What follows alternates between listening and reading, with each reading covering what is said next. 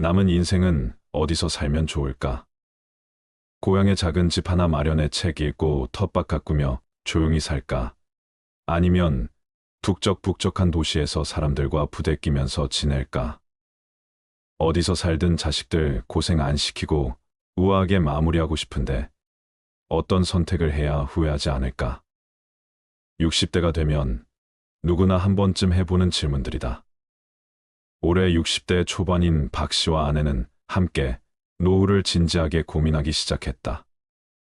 다행히 지금 하고 있는 자영업이 안정적이어서 경제적인 걱정은 별로 없다. 국민연금과 퇴직연금을 점검해 보니 풍요롭지는 않지만 노후 생활에 어려움은 없을 것 같았다. 부부가 함께 귀농하는 것도 생각했다. 그러나 낭만적이긴 하지만 둘 다 도시 출신이어서 현실적으로 자신이 없었다. 그래서 부부가 눈을 돌린 곳이 바로 실버타운이다. 행복한 노년의 삶을 보낼 유토피아로 시니어타운을 계획하는 이들이 많아졌다. 과거에는 많은 사람이 노년기엔 손주를 돌보며 자녀와 함께 오손도손 사는 방식을 선호했다. 하지만 최근 라이프 스타일이 바뀌면서 부부 혹은 나의 삶을 즐기는 시니어타운의 장점을 높게 생각하는 이들이 늘고 있다. 물론 100세 시대의 은퇴 설계라고 하면 아직까진 많은 사람들이 재정적인 준비부터 떠올린다. 하지만 마지막 거처에 대한 결정이야말로 최우선 순위에 놓고 준비해야 할 부분이다. 평균 수명이 길어지면서 퇴직한 이후에도 살아야 할 시간이 길어졌기 때문이다. 나이가 들면 현역 시절처럼 외출을 자주 하지 않다 보니 집에 오래 머물게 되며 힘이 들어서 이사도 쉽게 다니지 못한다. 은퇴 후 주거지는 처음부터 심사숙고해서 골라야 한다는 얘기다. 그래서일까? 우리보다 앞서 고령화를 겪은 선진국에선 노후 준비는 집에서 시작해서 집에서 끝난다고 말할 정도다. 은퇴한 노인들은 어디에서 살기를 원할까? 대다수 노인들은 살던 집에서 늙어가기를 희망한다고 한다. 건강한 노인은 86%, 기력이 떨어진 노쇠한 노인조차도 75%가 현재 집에서 계속 살고 싶다고 답했다. 거동이 불편하게 되었을 때는 어떻게 하고 싶으냐는 질문에서도 많은 분들이 돌봄 서비스를 받으면서 현재 살고 있는 집에서 계속 살고 싶다고 답했다. 아무리 건강이 나빠져도 이미 오래 살아서 익숙해진 동네에서 벗어나는 건 원치 않는 것이다. 은퇴 후 자식과 함께 살기를 기대하는 사람은 거의 없다. 부모는 자녀에게 부담되기 싫고 자녀 또한 결혼 후 부모와 함께 사는 것을 원하지 않는다. 오히려 부모의 입장에서는 캥거루 자녀, 황혼 육아 등에 대해 걱정하고 있는 것이 현실이다. 이런 수요에 맞춰 다양한 노후 주거 시설이 만들어지고 있다. 그 중에서도 실버타운에 대한 관심이 상대적으로 높다. 시니어타운은 건강한 중상류 고령층이 사는 단지로 이해하면 된다. 법적인 공식 용어가 아니기에 가끔 요양시설이나 양로시설 등과 함께 사용하곤 하는데 시니어타운은 이런 시설과 달리 고급화된 유료 양로시설로서 정부 보조를 받지 않고 60세 이상 입주민 비용으로 운영하기에 차이가 있다. 실버타운은 노후에 안정된 생활이 가능하도록 주거, 의료, 식사, 건강관리 및 다양한 여가 프로그램을 제공하는 시설을 의미한다. 입주 형태는 분양형과 임대형이 있는데 매월 관리비와 생활비를 부담해야 한다. 실버타운은 여유롭고 편안한 생활이 가능하지만 거액의 입주 보증금과 매월 일정 금액을 지불해야 하는 단점이 있다. 한번 입주하면 번복하기 어렵기 때문에 사전에 정확하게 알아보고 신중하게 선택해야 한다. 과거에는 실버타운을 경치 좋고 물 좋고 공기 좋은 곳에 많이 건설했지만 별반 인기를 얻지 못했다. 소일거리가 없고 무엇보다 가족들과 접촉할 기회가 줄기 때문이다. 은퇴자가 가장 힘들어하는 것은 관계 문제이고 그 중에서도 자녀와의 관계를 매우 중요하게 생각한다. 눈에서 멀어지면 마음도 멀어진다는 말이 있듯이 지나치게 떨어진 외곽보다는 마음만 먹으면 쉽게 찾을 수 있는 접근성을 고려해야 한다. 실버타운을 고를 때 살펴봐야 할 것들은 무엇일까요? 자신에게 맞는 시설과 서비스를 갖추고 있는가? 가족과 지인이 방문하기 좋은가? 입주 보증금과 월 관리비가 내가 부담할 수 있는 수준인가?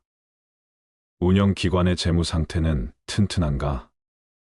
시설에서 제공하는 건강, 의료, 여가 서비스 프로그램의 수준과 나의 라이프 스타일 수준이 맞는가? 입주자들의 커뮤니티, 문화가 나와 어울릴 것 같은가?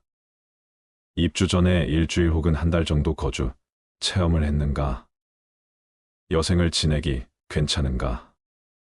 배우자와 충분히 상의했는가? 대형 병원 접근성과 시설 내에서의 의료 지원은 어떠한가 등등. 전반적으로 이런 것들을 살펴봐야겠지요. 실버타운은 일부 부유층의 전유물이다. 이렇게 생각하는 분들 많을 텐데요. 요즘 혼자 사는 노인들에게 자녀 노릇을 대신해 준다고 해서 실버타운은 큰 인기를 끌고 있습니다.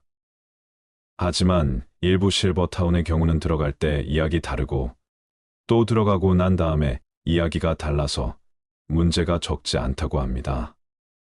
상당히 화려한 시설과 서비스를 제공하면서 아주 고가의 비용을 받는 곳들도 많습니다. 식사 청소 등 각종 서비스가 제공되는 럭셔리 실버타운에서의 삶을 동경하는 사람들이 많은데요. 국내 최고가 수준의 실버타운에 입주한 입주자 얘기 들어보시죠. 우리 집사람도 이제는 나이가 있잖아. 힘들어. 그러니까 좀 편안하게 살자 해서 이리로 들어왔어요. 사실 여기 있는 게 낙원이더라고. 상당히 만족도가 높아 보이시죠? 그래서 이 실버타운을 찾아가 봤더니 건물 안내원과 로비의 모습을 보면 마치 특급 호텔 같았습니다. 이곳은 국내 실버타운 가운데 입주 보증금과 월 생활비가 가장 비싼 수준으로 알려진 곳인데요. 입주 보증금만 10억이 훨씬 넘고 월 생활비가 한 사람에 400만 원에서 500만 원 수준인 곳이었습니다. 가격으로 보면 웬만한 사람들은 엄두 내기 힘든 가격인데 대체 어떤 시설들이 들어가 있을까요? 이곳에는 실버타운에서 갑작스러운 심장마비, 뇌출혈 이런 돌발 상황에 대비해서 24시간 병원이 문을 열고 있습니다. 당연히 의료진, 간호사들 항상 대기하고 있고요. 그리고 각종 운동 활동을 할 때도 전문가의 지도를 받을 수 있습니다. 이런 초고가 실버타운은 주거 공간뿐만 아니라 무인들에게 필요한 서비스를 대부분 제공하고 있다는 점에서 일반 주택과 구별되고 있습니다. 돈만 많다면 얼마든지 이런 데 가면 좋겠지요. 그러나 개인 사정이나 실버타운마다 형편이 다 조금씩 다를 텐데요. 그러나 과연 고급 실버타운이 낙원이기만 할까요? 지옥이 되는 경우도 있습니다. 70대 후반 남성의 고급 실버타운 2년살이 경험담을 소개하겠습니다. 한번 들어보세요. 70대 후반 김모 씨는 3년 전 럭셔리 실버타운에 갔다가 한눈에 반했다. 바다 바로 앞에 위치한 근사한 고층 건물이었다. 아내와는 1년 가까이 말 한마디 안 하는 사실상 별거 상태였기에 결정도 빨랐다. 집사람과 사이도 안 좋은데 이러다 내가 치매라도 걸리면 누가 나를 돌봐주겠나. 경치가 좋고 의료 서비스도 잘 되어 있는 여기서 여생을 홀로 보내야겠다. 김 씨가 선택한 실버타운은 만 60세 이상만 입주 가능한 노인 전용 거주시설이었다. 그는 방 2개, 화장실 1개, 거실로 이루어진 20평형을 골랐다. 바다로, 산으로 처질려는 마치 천국에 온 기분이었다. 하지만 점점 일상의 무게에 짓눌리기 시작했다. 입주자들의 평균 나이는 75세다.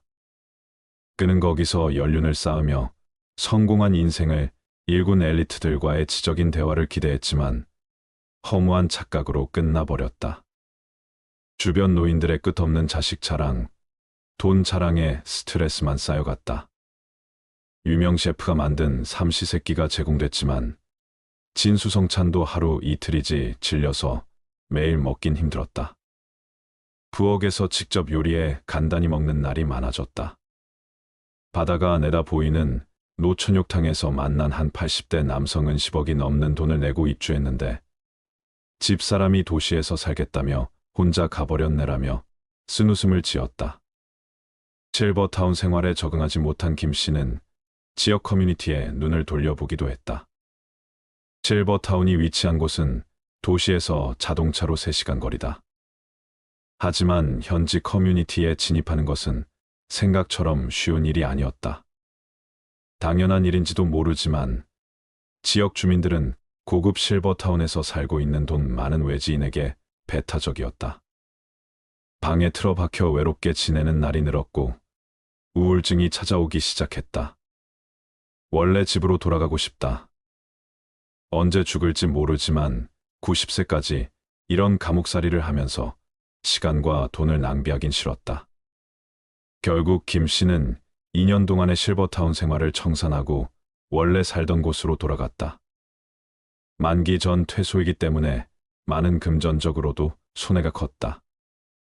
비싼 수업료를 낸 셈이지만 그는 현재의 도시 생활에 매우 만족하고 있다. 그는 2다리가 성한 건강한 노인이 비싼 돈을 내면서 노인들만 모여 사는 실버타운에 들어갈 필요는 없을 것 같다고 밝혔다. 저렴한 실버타운도 있습니다.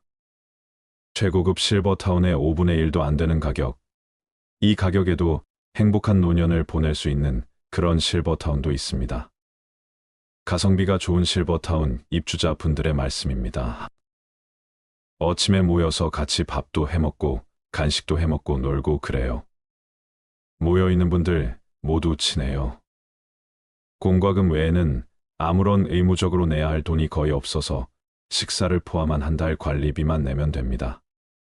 시에서 예산을 지원하는 노인 복지관 바로 옆에 실버타운을 짓고 이 시설을 이용할 수 있도록 했기 때문입니다. 이곳에는 노인복지관, 노인대학, 게이트볼장 등 다양한 시설이 들어서 있는데요. 그야말로 노인들을 위한 하나의 마을이 형성된 상태였습니다. 우리 사회가 급격히 고령화 사회로 접어들고 있으니까 이런 저렴한 가격으로 노후를 보낼 수 있는 실버타운이 많이 생겼으면 좋겠는데 이런 경우는 굉장히 모범적인 운영 사례라고 할 수 있습니다. 반면에 정말 노후가 악몽으로 변한 이런 사례도 있습니다. 지방의 한 실버타운 사례입니다. 이 실버타운 5층 건물의 3층과 4층은 실버타운, 그리고 나머지 시설은 암 환자 중심의 요양병원으로 운영되고 있었는데요. 실버타운 재단 직원의 말은 30평형은 아예 없고 20평형도 남은 게 없고 15평형 단 2개 남았어요. 빈 곳이 아예 없어요. 한번 들어오시면 안 나가세요.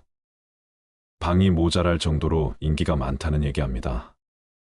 그러나 이곳에 거주하는 입주자들의 얘기는 달랐습니다. 식사는 간신히 먹을 수 있는 정도고 목욕탕도 운영 안 해요. 서비스가 엉망이에요. 약속했던 서비스와 상당히 다른 부분들인 건데요.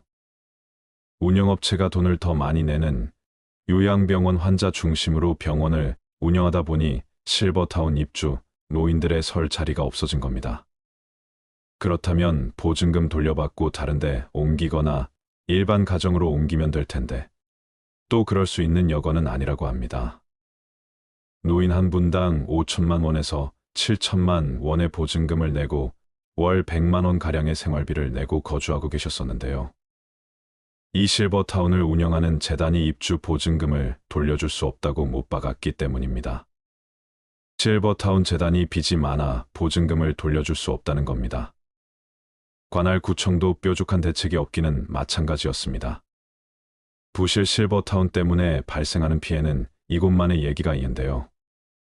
경영 악화와 미분양 등을 이유로 약속한 의료 서비스나 편의 시설을 제공하지 않는 업체가 많다고 합니다. 실버타운은 우후죽순 생겨나고 있지만 설립 자격이나 운영 실태 점검 등에 대한 법적 기준이 제대로 마련돼 있지 않아서 추가 피해의 여지가 큰 상황입니다.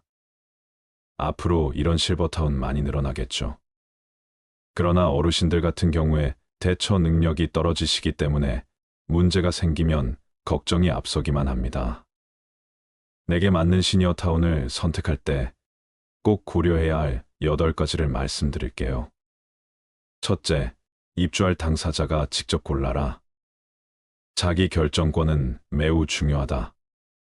시설을 고를 땐 반드시 입주 어르신이 직접 시니어타운을 보고 결정하라.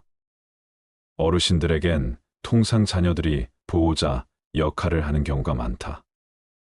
그래서 시니어타운을 고를 때 보호자인 자녀만 시설을 둘러보고 상담을 하는 경우가 많다고 한다. 고령의 거동이 불편하다거나 어차피 시니어타운 비용을 보호자인 자녀가 낼 것이라 어르신 의사를 무시하고 살 곳을 결정하는 것은 좋지 않다.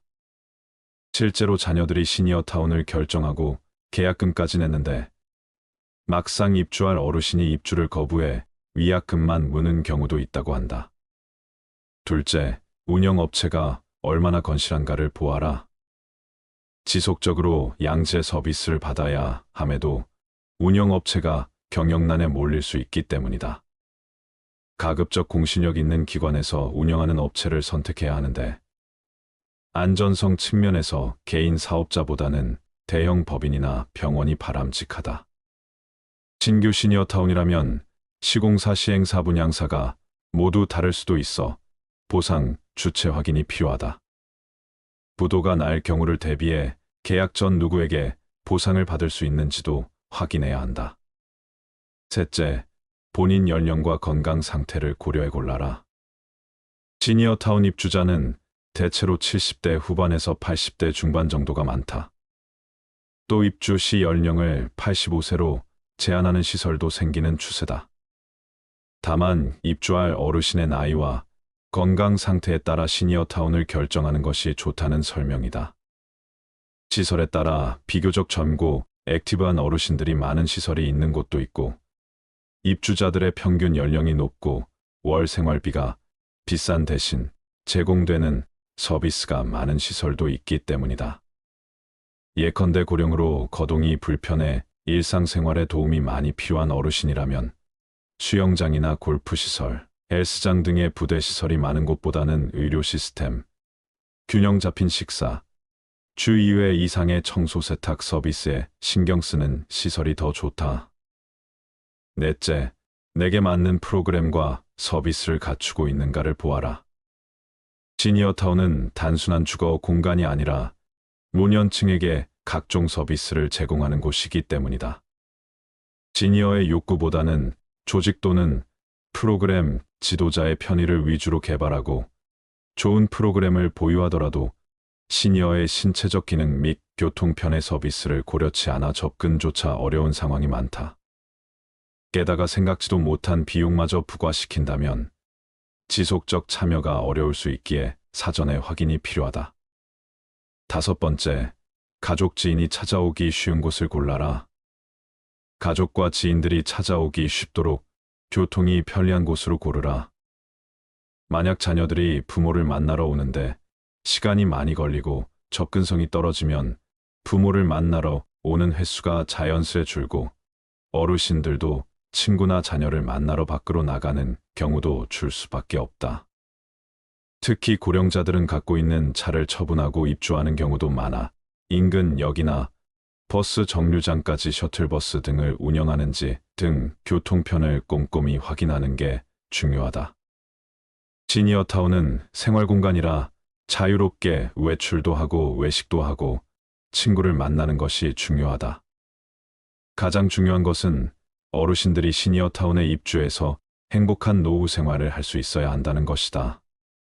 좋은 시설이란 결국 나에게 맞는 내가 생활하는데 편하고 즐거운 시설이다. 여섯 번째, 피치 못할 사정으로 중간에 퇴소하게 될 경우 보증금을 회수할 수 있는가를 보아라. 입주 초기 즐거운 생활을 했어도 배우자나 실버타운에서 함께 생활했던 이웃들이 먼저 세상을 떠난다면 심경의 변화를 겪을 수밖에 없다. 이런 상황에서 퇴소 시 입주 보증금 회수나 전세권 근저당 설정 등 입주 보증금의 반환 보증 관련한 내용을 상세히 살펴봐야 한다. 7번째, 월 생활비와 물가 상승을 고려하라. 월 생활비는 물가 상승에 따라 늘 수 있다. 시니어타운은 보증금에 월 생활비를 더해 운영되는 곳이 대부분이다. 보증금은 계약 시 내는 것으로 전세보증금 개념과 비슷하다.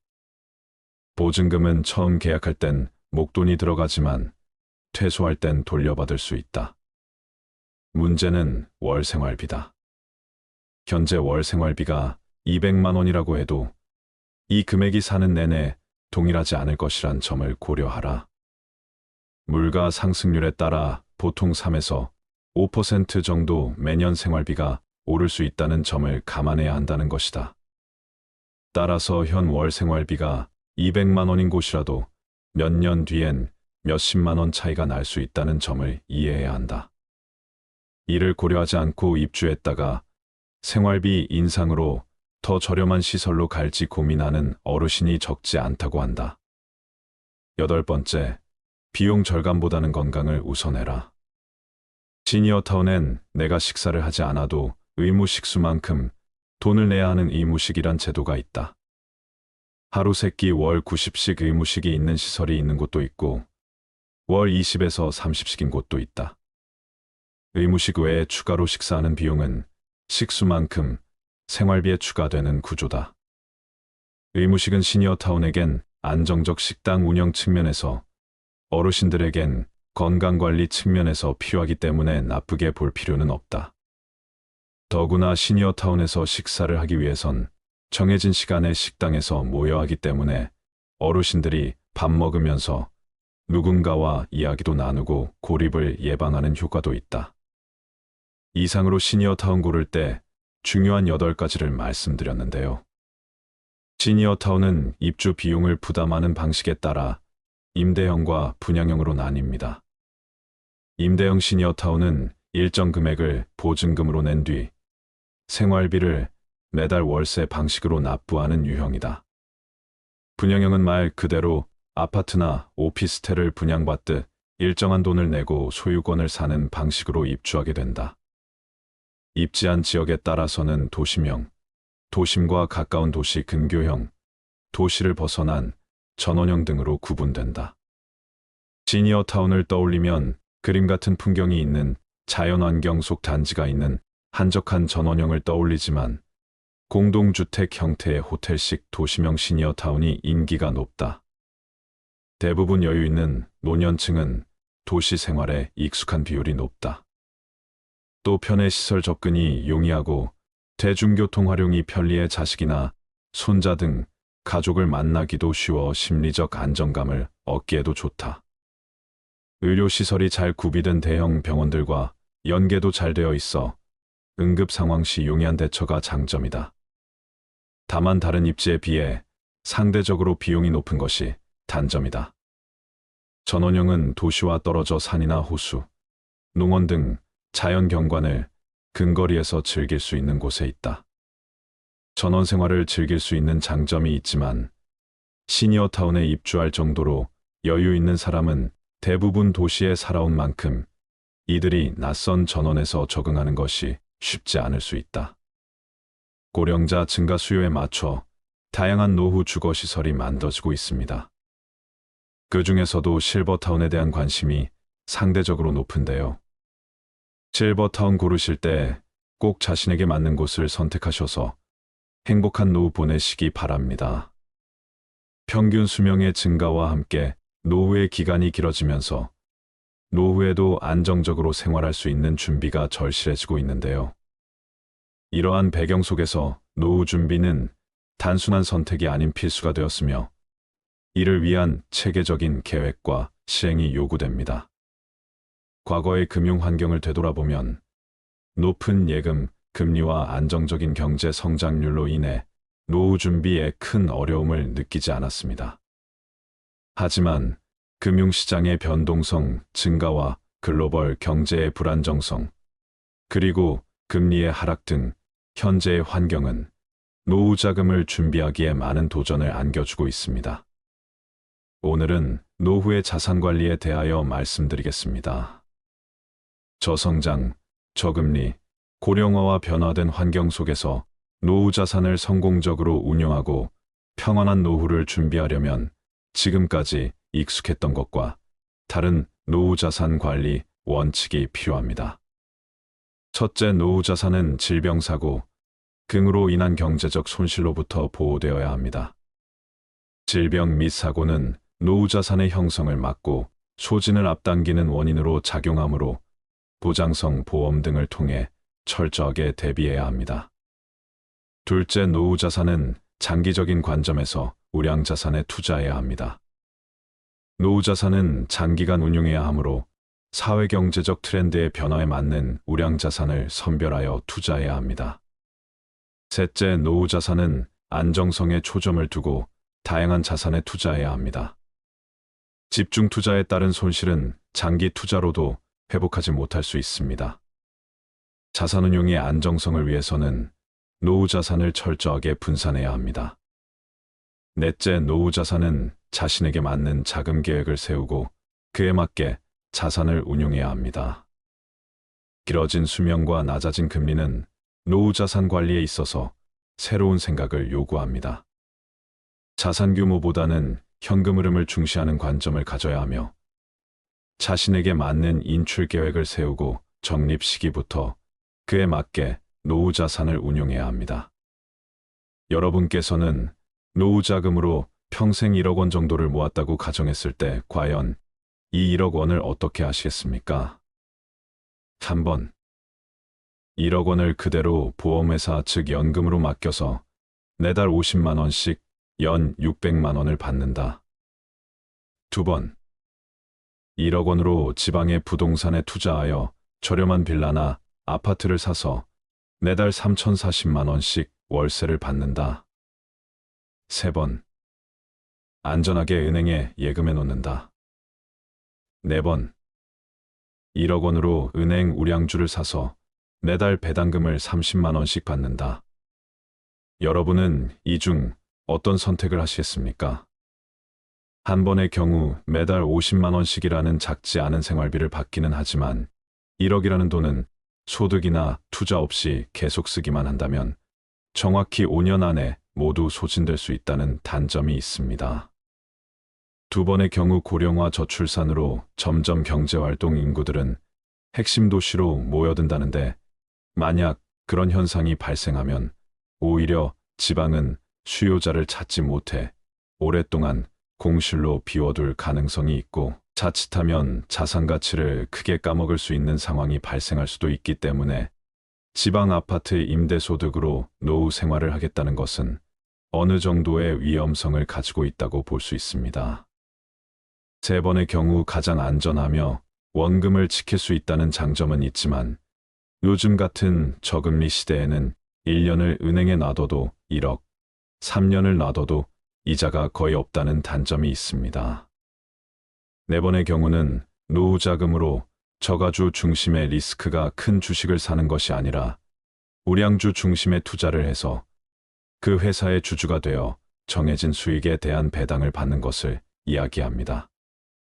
단 우량주를 사면 당장은 주식이 얼마 주지 않을 수도 있지만 이때 중요한 것은 주식을 사서 무조건 올라야 한다는 개념보다는 매달 매년 얼마의 현금, 즉 배당금을 받을 수 있는가에 초점을 맞추는 것입니다.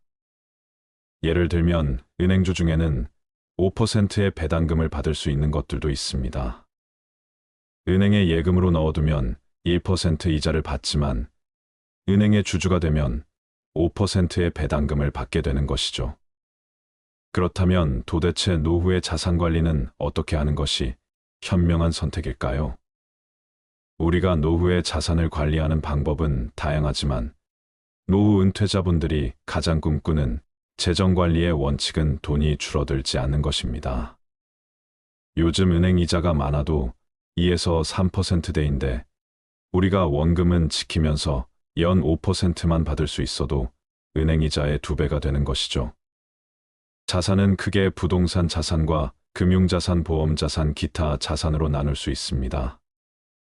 부동산 자산의 경우 주거용 부동산, 상업용 부동산, 토지와 임야와 같은 대지가 있으며 금융자산은 주식펀드, 예금, 현금성 자산이라고 보시면 됩니다. 보험자산은 보장성 보험이나 저축성 보험, 투자성 보험이며 마지막으로 기타 자산은 회원권이나 차량 고가의 미술품 등입니다. 자산은 나이에 따라 보유해야 하는 자산의 비율이 다른데요.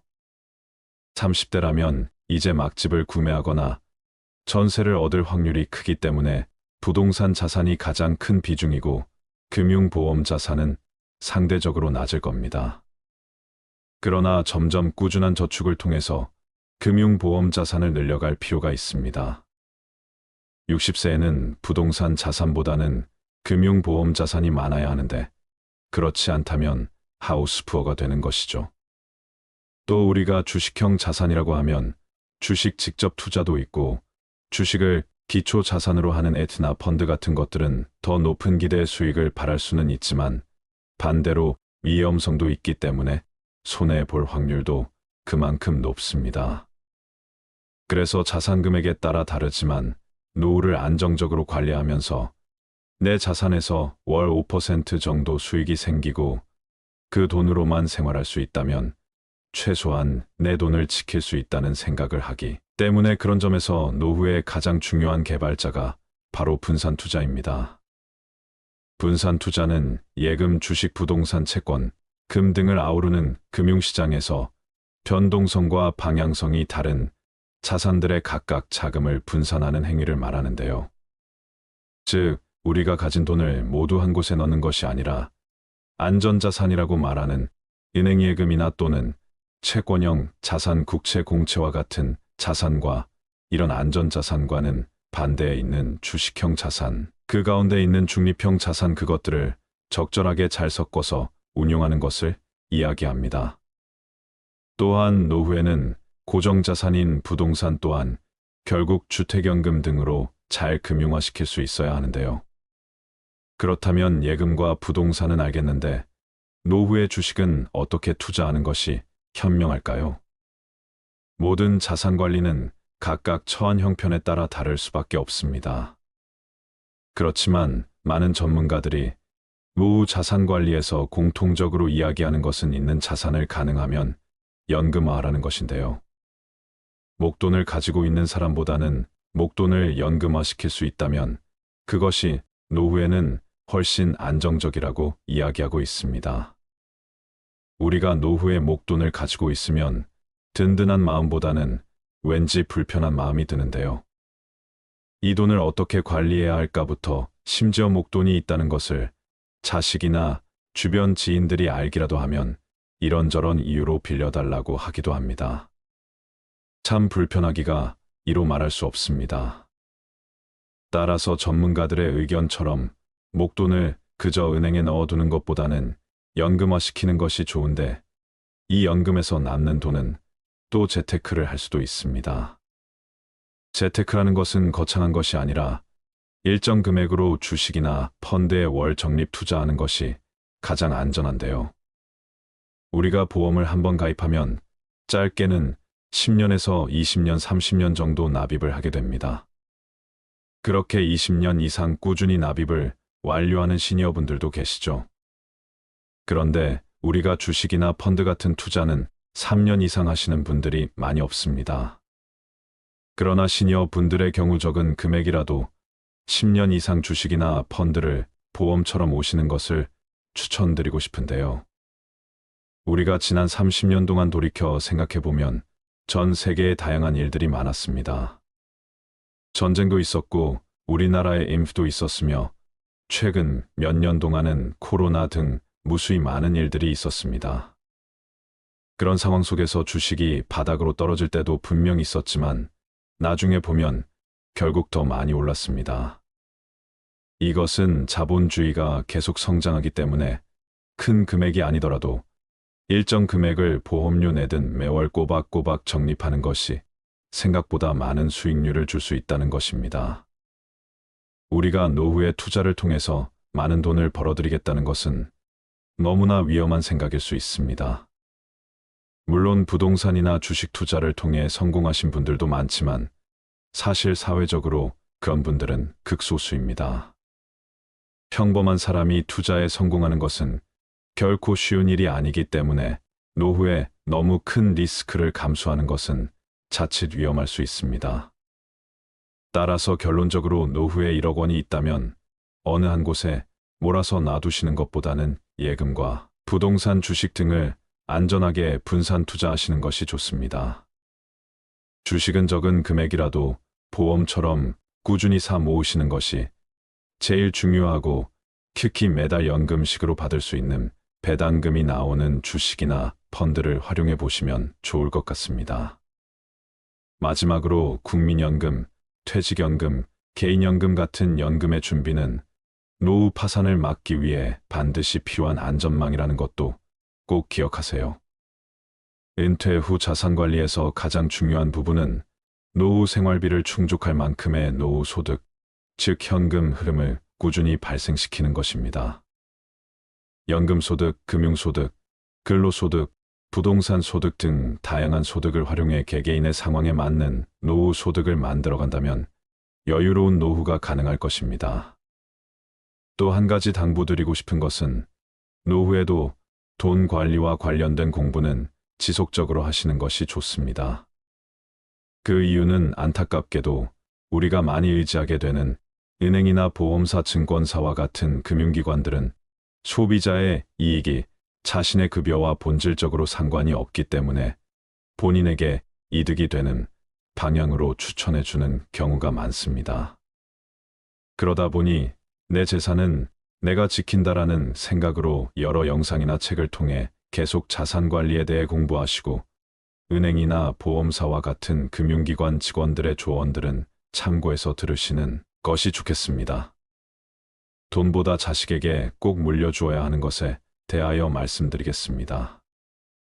돈을 모아 자손에게 물려주더라도 그 자손이 반드시 그것을 지킨다고 할 수 없으며, 책을 모아 자손에게 물려주더라도 그 자손이 반드시 다 읽는다고 볼 수 없다.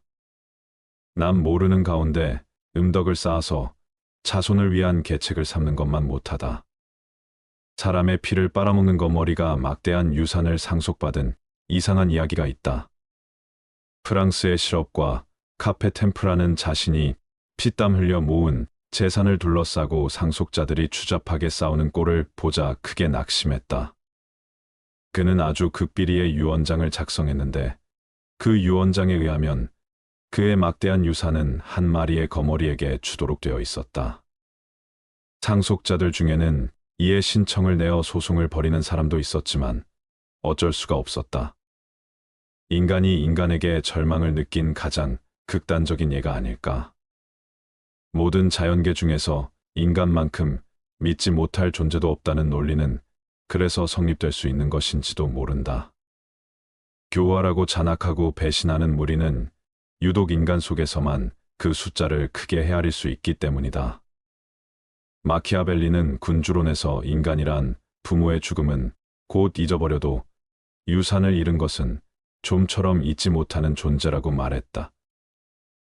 죽어가는 사람의 구두를 믿고 오랫동안 맨발로 다닌다는 영국의 속담도 있지 않는가. 자식에게 남겨진 최선의 유산은 부모의 덕행이다. 칸트는 그의 서한집에 이런 말을 남겼다. 우리 가문에 대하여 자랑할 수 있는 것은 정직하고 도덕적으로 모범적이던 양친이 내게 재산을 물려주지는 않았으나 한 가지 가르침을 주신 점이다. 그 가르침이란 도덕적인 면에서 그 이상은 있을 수 없는 최상의 것이었으며, 나는 이것을 기억할 때마다 깊은 가문의 정을 금치 못한다. 효도하라.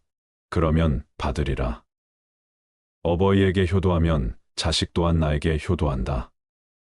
어버이에게 효도하지 않는다면 자식 또한 나에게 어떻게 효도할 수 있겠는가? 애정이 없는 효도를 생각해 본 적이 있는가?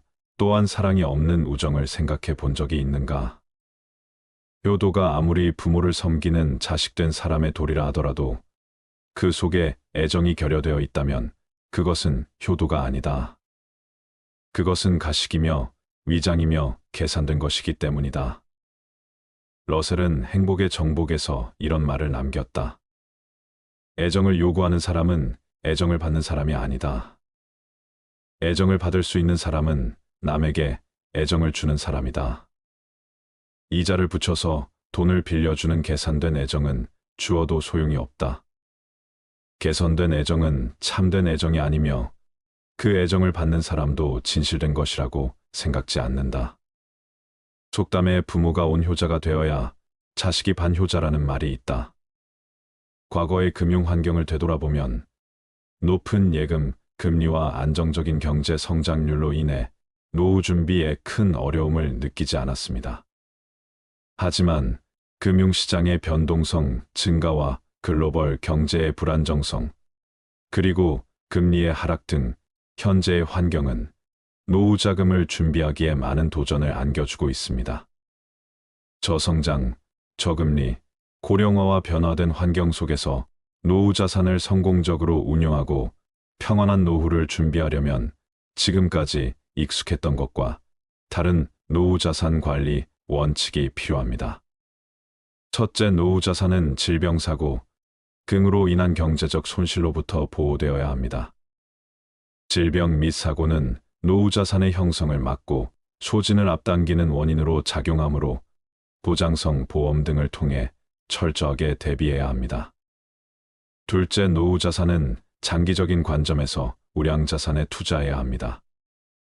노후 자산은 장기간 운용해야 하므로 사회경제적 트렌드의 변화에 맞는 우량 자산을 선별하여 투자해야 합니다.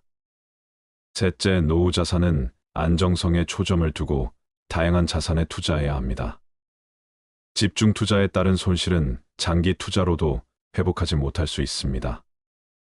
자산운용의 안정성을 위해서는 노후 자산을 철저하게 분산해야 합니다. 넷째, 노후 자산은 자신에게 맞는 자금 계획을 세우고 그에 맞게 자산을 운용해야 합니다. 길어진 수명과 낮아진 금리는 노후 자산 관리에 있어서 새로운 생각을 요구합니다. 자산 규모보다는 현금 흐름을 중시하는 관점을 가져야 하며 자신에게 맞는 인출 계획을 세우고 적립 시기부터 그에 맞게 노후 자산을 운용해야 합니다. 여러분께서는 노후 자금으로 평생 1억 원 정도를 모았다고 가정했을 때 과연 이 1억 원을 어떻게 하시겠습니까? 첫 번째, 1억 원을 그대로 보험회사 즉 연금으로 맡겨서 매달 50만 원씩 연 600만 원을 받는다. 두 번째, 1억 원으로 지방의 부동산에 투자하여 저렴한 빌라나 아파트를 사서 매달 3,040만 원씩 월세를 받는다. 세 번째, 안전하게 은행에 예금해 놓는다. 네 번째, 1억 원으로 은행 우량주를 사서 매달 배당금을 30만 원씩 받는다. 여러분은 이 중 어떤 선택을 하시겠습니까?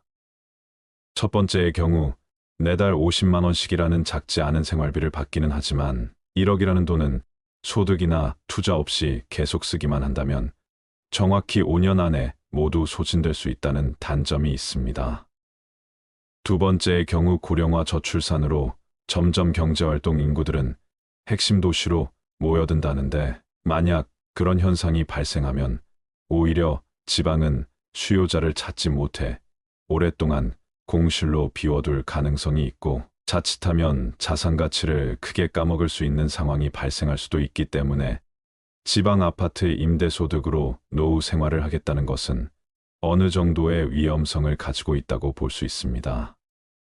세 번째의 경우 가장 안전하며 원금을 지킬 수 있다는 장점은 있지만 요즘 같은 저금리 시대에는 1년을 은행에 놔둬도 1억, 3년을 놔둬도 이자가 거의 없다는 단점이 있습니다.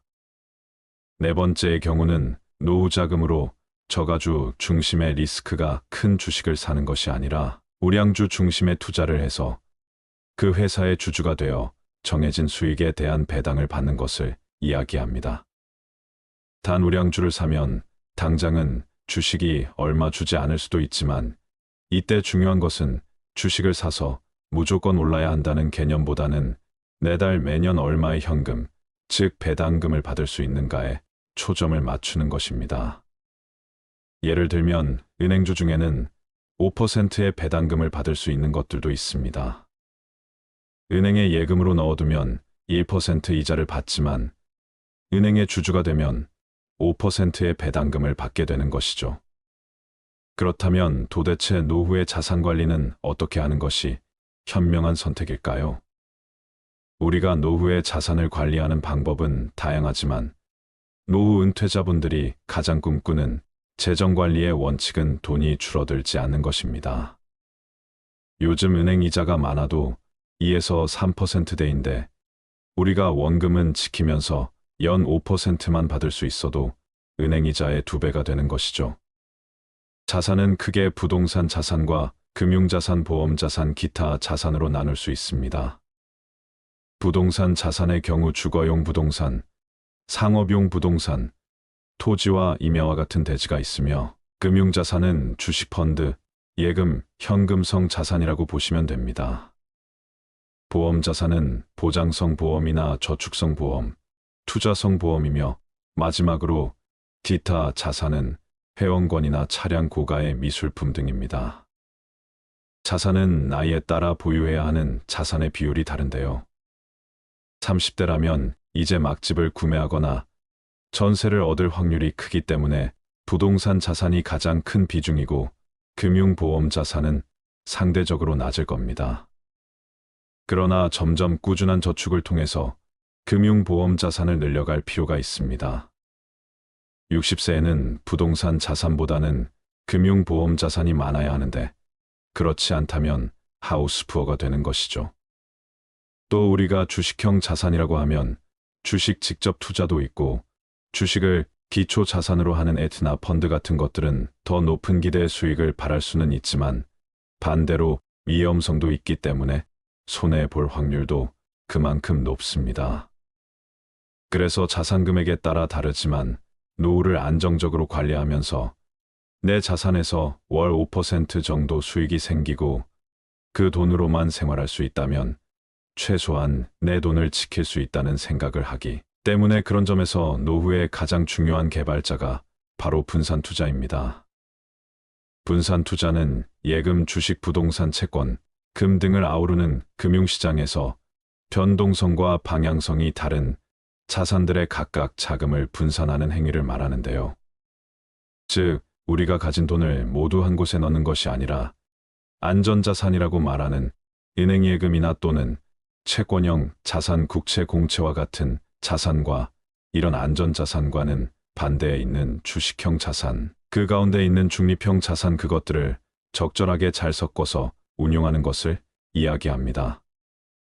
또한 노후에는 고정자산인 부동산 또한 결국 주택연금 등으로 잘 금융화시킬 수 있어야 하는데요.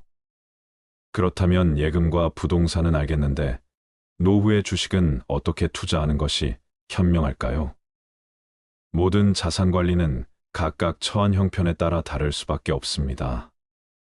그렇지만 많은 전문가들이 노후 자산 관리에서 공통적으로 이야기하는 것은 있는 자산을 가능하면 연금화하라는 것인데요. 목돈을 가지고 있는 사람보다는 목돈을 연금화시킬 수 있다면 그것이 노후에는 훨씬 안정적이라고 이야기하고 있습니다. 우리가 노후에 목돈을 가지고 있으면 든든한 마음보다는 왠지 불편한 마음이 드는데요. 이 돈을 어떻게 관리해야 할까부터 심지어 목돈이 있다는 것을 자식이나 주변 지인들이 알기라도 하면 이런저런 이유로 빌려달라고 하기도 합니다. 참 불편하기가 이로 말할 수 없습니다. 따라서 전문가들의 의견처럼 목돈을 그저 은행에 넣어두는 것보다는 연금화시키는 것이 좋은데 이 연금에서 남는 돈은 또 재테크를 할 수도 있습니다. 재테크라는 것은 거창한 것이 아니라 일정 금액으로 주식이나 펀드에 월 적립 투자하는 것이 가장 안전한데요. 우리가 보험을 한번 가입하면 짧게는 10년에서 20년, 30년 정도 납입을 하게 됩니다. 그렇게 20년 이상 꾸준히 납입을 완료하는 시니어분들도 계시죠. 그런데 우리가 주식이나 펀드 같은 투자는 3년 이상 하시는 분들이 많이 없습니다. 그러나 시니어 분들의 경우 적은 금액이라도 10년 이상 주식이나 펀드를 보험처럼 오시는 것을 추천드리고 싶은데요. 우리가 지난 30년 동안 돌이켜 생각해보면 전 세계에 다양한 일들이 많았습니다. 전쟁도 있었고 우리나라에 인프도 있었으며 최근 몇 년 동안은 코로나 등 무수히 많은 일들이 있었습니다. 그런 상황 속에서 주식이 바닥으로 떨어질 때도 분명 있었지만 나중에 보면 결국 더 많이 올랐습니다. 이것은 자본주의가 계속 성장하기 때문에 큰 금액이 아니더라도 일정 금액을 보험료 내든 매월 꼬박꼬박 적립하는 것이 생각보다 많은 수익률을 줄 수 있다는 것입니다. 우리가 노후의 투자를 통해서 많은 돈을 벌어들이겠다는 것은 너무나 위험한 생각일 수 있습니다. 물론 부동산이나 주식 투자를 통해 성공하신 분들도 많지만 사실 사회적으로 그런 분들은 극소수입니다. 평범한 사람이 투자에 성공하는 것은 결코 쉬운 일이 아니기 때문에 노후에 너무 큰 리스크를 감수하는 것은 자칫 위험할 수 있습니다. 따라서 결론적으로 노후에 1억 원이 있다면 어느 한 곳에 몰아서 놔두시는 것보다는 예금과 부동산 주식 등을 안전하게 분산 투자하시는 것이 좋습니다. 주식은 적은 금액이라도 보험처럼 꾸준히 사 모으시는 것이 제일 중요하고 특히 매달 연금식으로 받을 수 있는 배당금이 나오는 주식이나 펀드를 활용해 보시면 좋을 것 같습니다.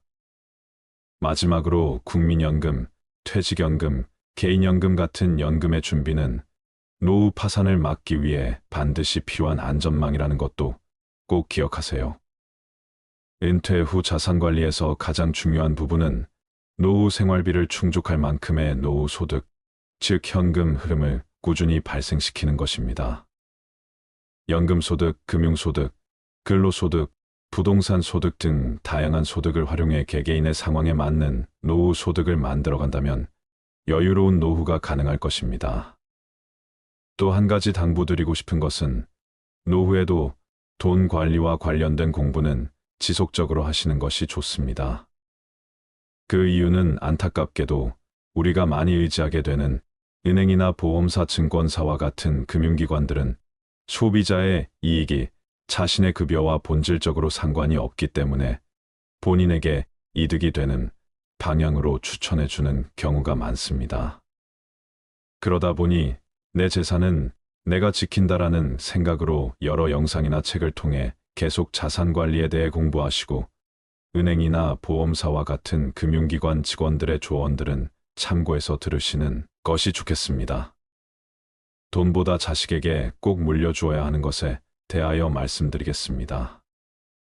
돈을 모아 자손에게 물려주더라도 그 자손이 반드시 그것을 지킨다고 할 수 없으며 책을 모아 자손에게 물려주더라도 그 자손이 반드시 다 읽는다고 볼 수 없다. 남 모르는 가운데 음덕을 쌓아서 자손을 위한 계책을 삼는 것만 못하다.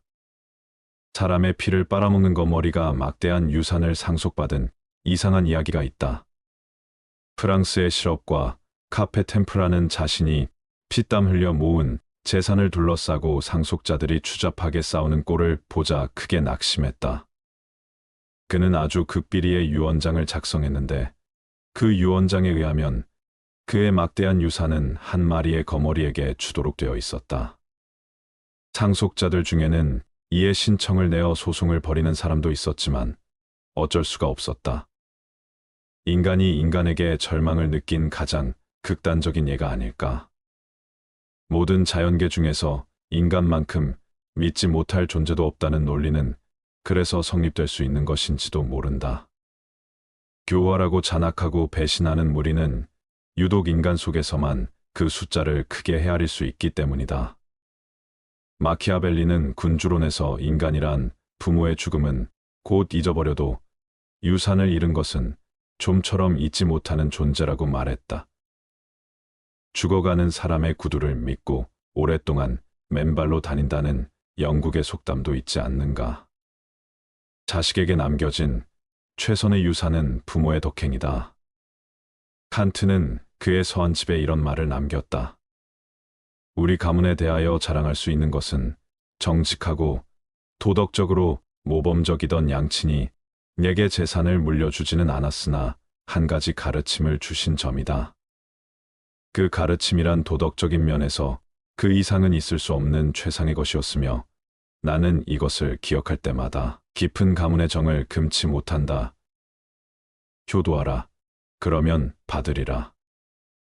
어버이에게 효도하면 자식 또한 나에게 효도한다. 어버이에게 효도하지 않는다면 자식 또한 나에게 어떻게 효도할 수 있겠는가? 애정이 없는 효도를 생각해 본 적이 있는가? 또한 사랑이 없는 우정을 생각해 본 적이 있는가? 효도가 아무리 부모를 섬기는 자식된 사람의 도리라 하더라도 그 속에 애정이 결여되어 있다면 그것은 효도가 아니다. 그것은 가식이며 위장이며 계산된 것이기 때문이다. 러셀은 행복의 정복에서 이런 말을 남겼다. 애정을 요구하는 사람은 애정을 받는 사람이 아니다.